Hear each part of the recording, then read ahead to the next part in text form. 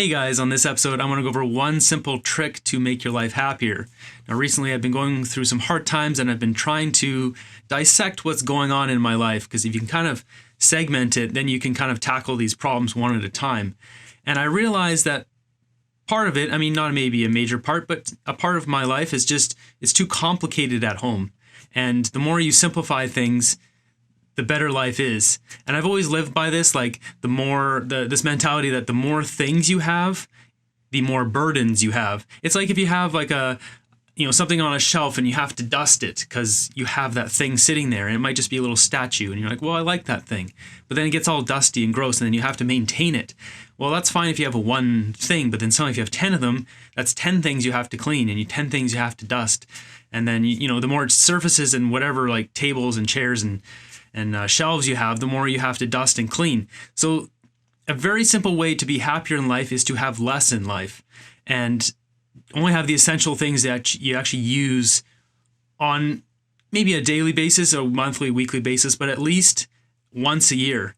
Now, there may be a few exceptions to that, but in general, if you haven't used something in a year, you should probably donate it, sell it, give it away to a friend or whatever, get rid of it, because it'll relieve a burden from you. So as a society, most of us have this attachment to the more things we have, the more successful we are, the more happier we are. So we are always in pursuit of getting more stuff.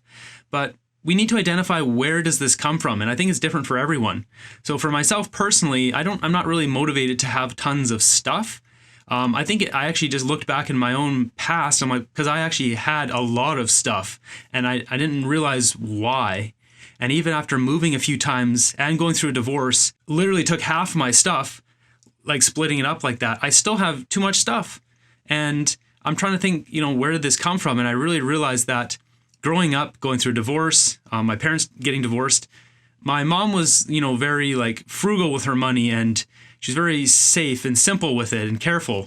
And that was good because it actually taught me those lessons. She's actually spoiled me, but in general, she was, she wouldn't spend lavishly. She'd be very controlled with her money. And I brought that mindset forward. But then the problem is, when I graduated from film school, I was almost burned alive in a building that I was living. It was kind of right next to downtown Vancouver. There was a building across the back alley from a building that completely burned up, and I woke up to my landlord pounding on the door to get me out of there, and I almost suffocated in there and stuff.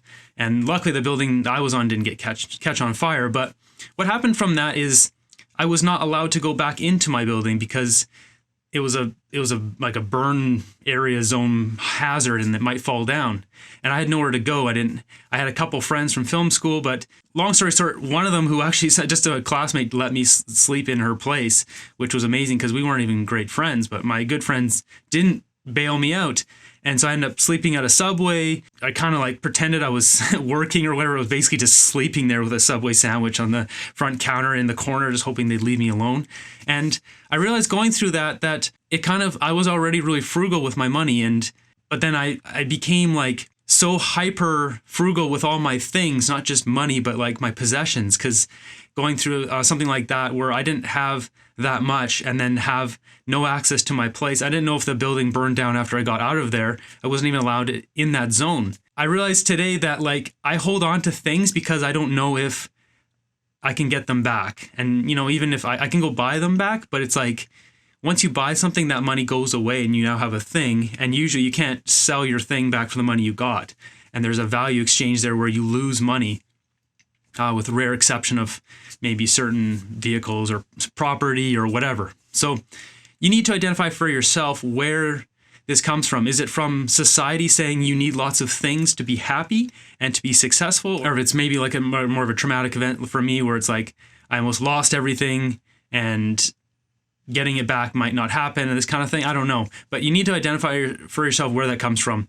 And then from there, you can really just kind of unpack in your mind and make sense of it and just really kind of dissect it and understand why. So then when you go to get rid of things, you won't be so attached to it. Because I think a lot of people in society have like a hoarder mentality, and I used to be like that. And now I want the opposite. I actually want to get rid of most of my stuff, especially stuff like I don't hardly use. Like even now I have 3 computers, and I have a computer right now I'm using is 4 years old. And then the computer before that one I used for 4 or 5 years, and I have the one before that. Like, why do I have these computers? Let me take you through my house here a bit. I'm going to show you an example of how we're going to do this. Okay, so first off, I got this wall here I was standing in front of full of a bunch of camping gear and hiking gear. So this is the backdrop for my hiking YouTube channel. So obviously it has a purpose for doing that. But I looked through this, is there things I could get rid of? And like, for example, this knife I don't use. So I could get rid of this, and I might. It is part of the backdrop here, but I mean, that's one that would be on the edge. Okay, if we look in my linen closet here, we've got some pillows, blankets, and more blankets down here. So I used all these on a road trip this past year. So we're going to keep that stuff because it is useful. And when I'm going on another road trip, I will use all this stuff when I sleep in my car. Cold blanket for when I get cold in the winter time. I've used that. I will use that soon. Same thing, one for my cat. And these are outdoor cushions that I use. Now there might be some redundancies here. Here's an example. Here's some beach blankets. I don't use these. I haven't used those in a while. So those can probably go this. This is like a floor mat. That's gonna go. I haven't used that in over a year. So here's a perfect example of like stuff that collects dust. These are like tikis from Hawaii, and they actually got rid of this on the strip. So the guy doesn't make these there anymore, which is kind of sad.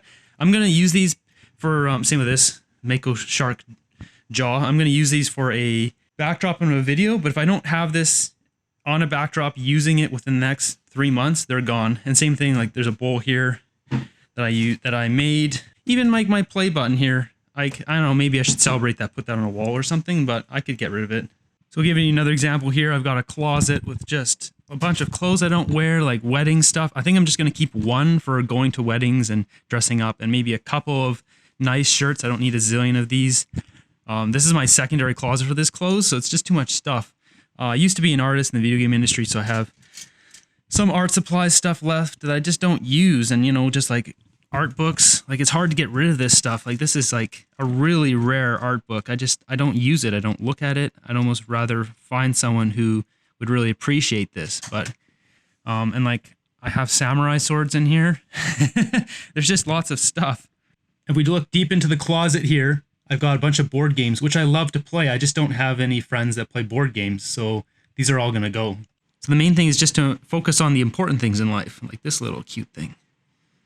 Oh, boo. Okay, so I went through my closet, and I've got a whole bag of clothes here, and this is like probably the third bag of clothes I've put together to get rid of. And yeah, I feel good about this. I don't need all this stuff. This is mostly jackets, actually. So hopefully that gives you a quick glimpse. You just need to go through and get rid of your things that you don't use, and just use the simple rule, have I used this within 1 year? If you haven't used it within a year, it's time to get rid of it. There might be an exception, like maybe a kayak, and you had a hurt back last year and that's why you didn't go kayaking or something like that. But in general, just get rid of it after a year. And the only thing I would say is have maybe a rule of like 3 vetoes or 5 vetoes at most or something. If you have 3 vetoes where it's like, okay, I haven't used this in a year, but I really want to, I want to keep this, then you veto it, you keep it. But the next year, if you still haven't used it, you can't veto it again. It's got to go. I've been doing this now every year where I just keep getting rid of stuff, and I just feel better. I feel lighter. I got less things to worry about. All these things that we own are burdens. They're burdens on our soul. And once we get rid of them, it's just, life is so much simpler. Now, there's some things I need to keep, like I got this big lighting stand right next to me. You can see here.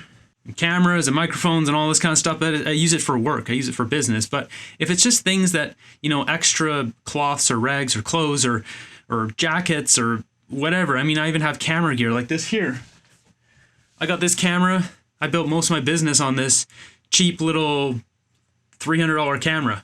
And that's on its way out now. I finally got a new camera, and I don't need that anymore, so I'm going to sell it and get rid of it. I highly encourage you to do the same, and just, you don't have to go crazy with it. Just, you know, try getting rid of 10 items. It's easy to go in your kitchen and just get rid of an extra ladle, an extra spoon, or a thing you don't use anymore, and it's just taking up space in that drawer, and it makes it obnoxious to get to the things that you actually do use and love. Give it a try and see within a week after you've gotten rid of some stuff. Just check your happiness and see where you're at, because for me, at least, I am just a lot happier when I don't have things to worry about. And for this reason, I'm getting rid of most of my email addresses as well. And because I have multiple email addresses, I'm just consolidating everything, making things simpler. Same with credit cards. I just want my whole life to be simple and easy to manage. Part of this came from being a victim of identity theft and fraud, and then having to check all these different bank accounts and credit cards and all this kind of stuff. So start with your house, and if you do end up using this and it helps you out, let me know in the comments below. I greatly appreciate it, and hopefully you enjoyed this episode and found it useful. And have a great day.